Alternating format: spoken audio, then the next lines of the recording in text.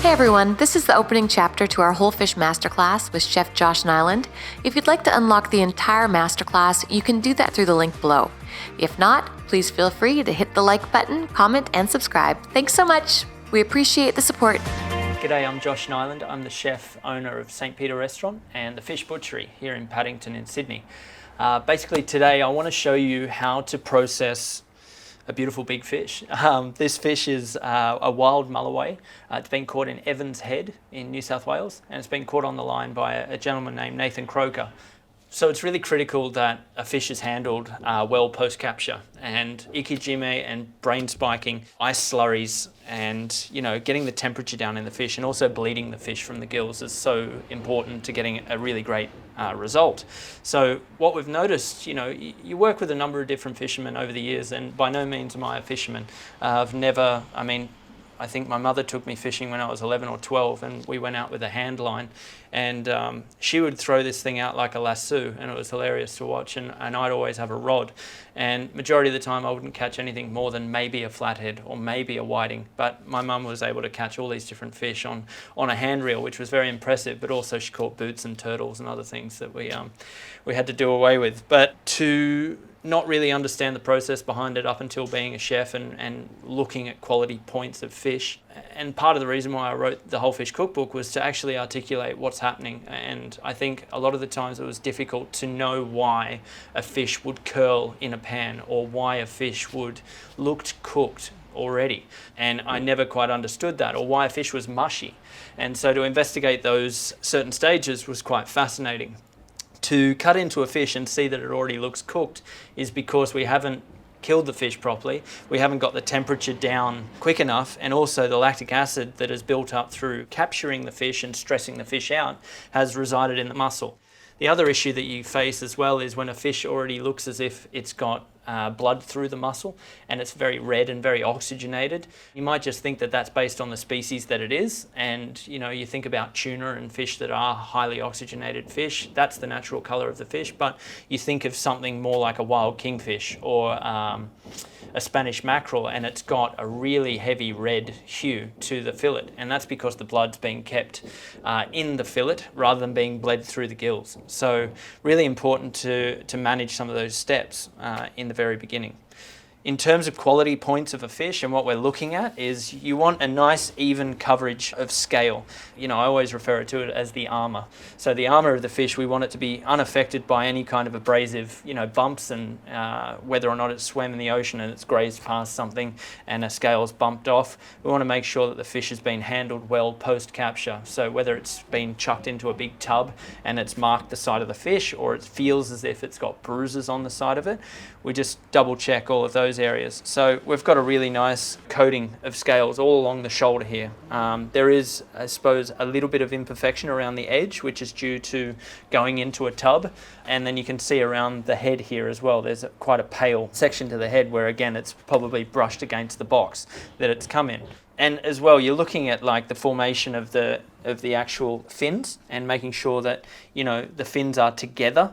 If you've got big breaks in here, you can understand that perhaps it has been moved around in the box carelessly, but you're looking for even webbing between the fins.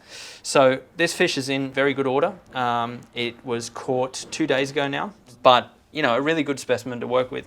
When a fish is swimming in the ocean, it's got an organic compound within it called trimethylamine. When a fish dies, trimethylamine converts into trimethylamine oxide. And when that starts breaking down through a fish deteriorating in quality, it converts into ammonia.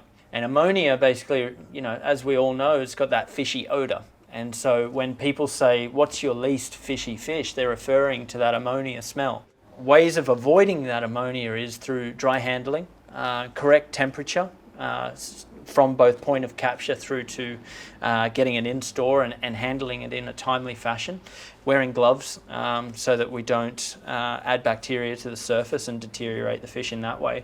But basically this ammonia, the only way of, I suppose, offsetting this ammonia or fishy odor is through using acidic compounds. And acidic compounds usually come in the form of the token gesture of half a lemon on a plate, which usually goes with every fish dish in the world, myself included, just because I do enjoy the flavour of citrus with fish. Things like lemon, white wine vinegars, hollandaise sauce, even the extremes of Mediterranean cuisine that uses a heap of tomatoes and different alcohols throughout their fish cookery. You've got a repertoire of cuisine based on, acidic ingredients going with fish that date back hundreds of years. And I mean, yes, it's delicious to have acidity with fish. It complements it very well. But to be using it only as a way to offset these fishy odors is, I think, the system's flawed somewhat. So for me personally, I was really wanting to explore the savory qualities of a fish and also be able to articulate the flavor of a fish. When we go to a table at the restaurant and people ask us, well, what does this fish taste like? It's very difficult a lot of the times for a waiter to be armed with those key words to tell them what the fish tastes like. A lot of times we answer them with, the fish is flaky, it's sweet, it's yummy. There's very little confidence in executing a flavor profile as you would a bottle of wine. Even so far now, I think the world is kind of really getting a grasp on what an oyster tastes like. That miroir, the flavor of an oyster, is quite fascinating when you start understanding what algae the oysters are in. The fact that the body of water that the oysters are positioned in is what identifies the actual flavor profile of the oyster itself. And so with the fish, there are nuances and details within a fish that are going unexplored because of the immediacy of water contact post-capture. I talk about not using ice, yet using ice in the method of kill is so critical. You need to get the temperature down. And so a lot of times when I say don't use ice with fish, it gets met with this misguided information. Do I use ice? Do I not use ice? When you kill a fish and you brain spike it, and it needs to go into an ice slurry to get the temperature down and to aid in removing that lactic acid from the muscle. Once it's come out of that ice slurry and it's in the state that we're seeing it in now, to then return it back into ice or to add additional water through processing, that's when you start running into trouble and when the clock starts ticking in terms of the amount of time that you've got to use this product before it really starts to spoil. People really enjoy fresh fish because, again, fresh is best is oftentimes the most overused sentiment when it comes to fish. We serve a raw tuna dish here, and a lot of the time we get feedback saying, wow, that's the most fresh tuna I've ever had in my life. It's so delicious.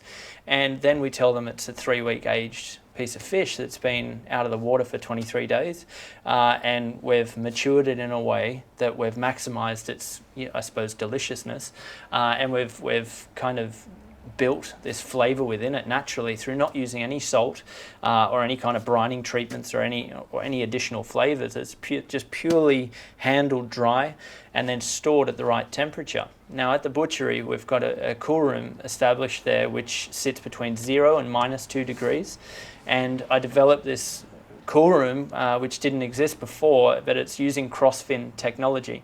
And cross-fin allows the cold air at the top of the fridge to trace down the sides of the walls and then go to the floor and then return back up. The importance of having a great refrigerator that doesn't have a fan and that sits as low as it can without being a freezer, obviously, is that we can maintain a very cold temperature on the fish. Now, if you've got a fan blowing around, and this was the reason why I use this cross-fin system in our fridge, was a fan blowing its air onto the outside of a fish would create basically leather, and you'd end up with fish jerky on the outside, and that's not what we're wanting to achieve. What we're trying to do is we're trying to maintain day one excellence, day one quality of fish for an extended period of time. At the butchery, we work with fantastic fishermen, and we really want to buy as much as we can from them to support them, but as well we want to be able to offer it to guests that are purchasing our fish from a retail dynamic, a wholesale dynamic as well, and also here at the restaurant. So when we purchase fish, we purchase a large amount of fish at a time, and then we need a plan basically. So when that fish comes in, we need to plan what we're doing with it on day one, and then what we might be doing with it in a week's time. And I suppose that goes to the theories behind meat handling. So if you think about, a family in the hills of Italy, and they take a pig that they've reared from, a very early age, and they watch it grow, and then it's a big deal for that family then to kill that animal. And then upon killing it, there's a plan in place for what they intend to do with every single part of the pig. And that thinking in a nutshell really sums up what I try to do with fish. So day one, the moment that we get the fish in, what's the plan for the head? What's the plan for the organs inside the fish? And to have a repertoire now built for every single part of the fish, except for 2 details of the fish, which we can explain later, is so critical and important to make sure that every single part is used in a timely fashion and we create desirability around these secondary products. Because it's one thing to talk about how delicious an eyeball is in a fish or how delicious the liver is in a fish, but if I can't get you over the visual hurdle of eating these organs, then you're probably not going to have a great time. So that's our job, basically.